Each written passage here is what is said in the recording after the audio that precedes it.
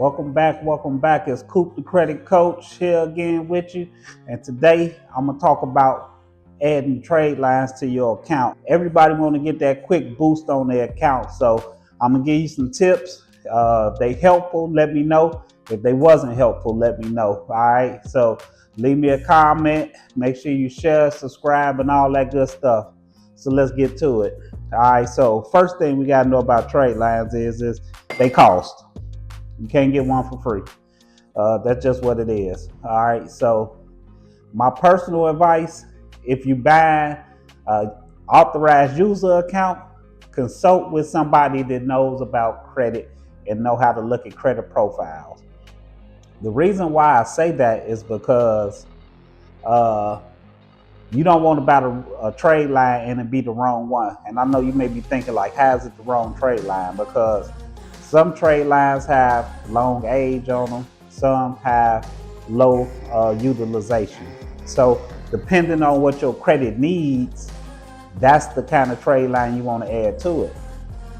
Example, if all your credit cards are maxed out, then of course you want to use one with low utilization because you want to get something that's going to help boost your utilization up so that your credit score goes up.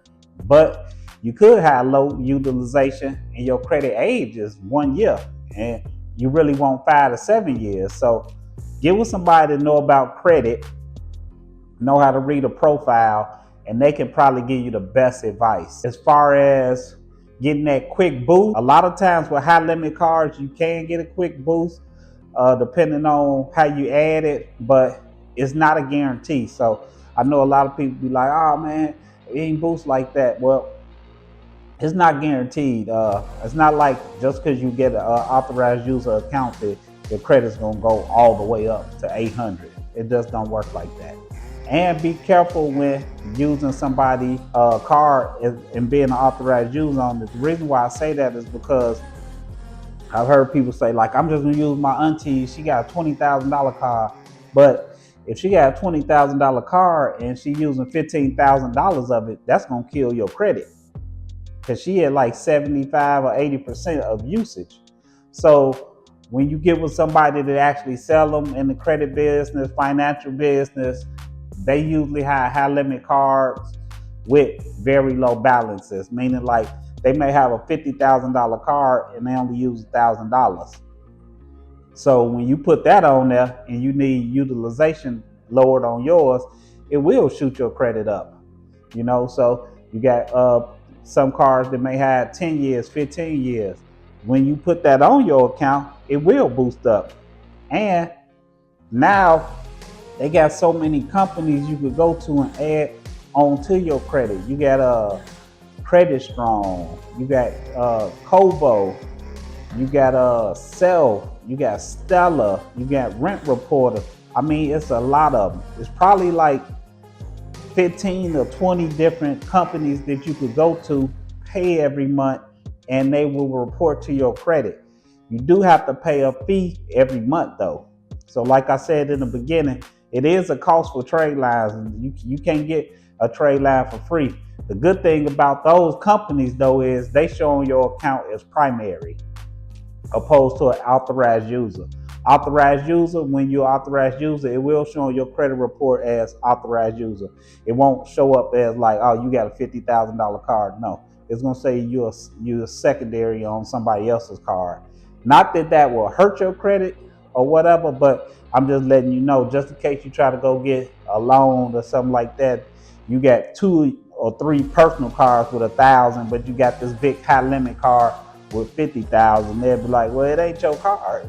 That's what they would be thinking. They're not gonna tell you that, but you may still get denied. So with companies like Credit Strong, you can put those trade lines on there for certain amounts.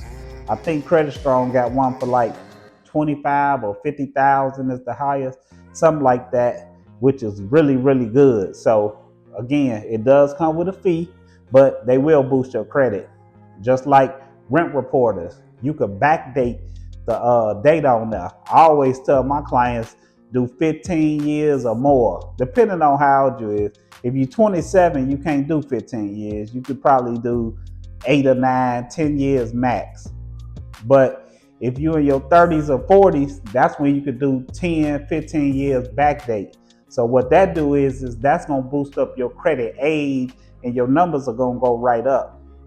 So just make sure, again, when you add these different trade lines and all that good stuff, you got your credit profile up, you see which data points you're trying to make increase so that you're not just buying trade lines and putting them on your report and you don't really use them. You really need to have an understanding of what you need to help your credit strengthen and grow.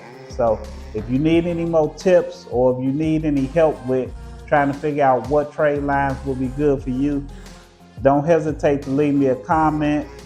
I'll try to get back with you as soon as possible and give you some next steps on which trade lines would work good for your credit profile.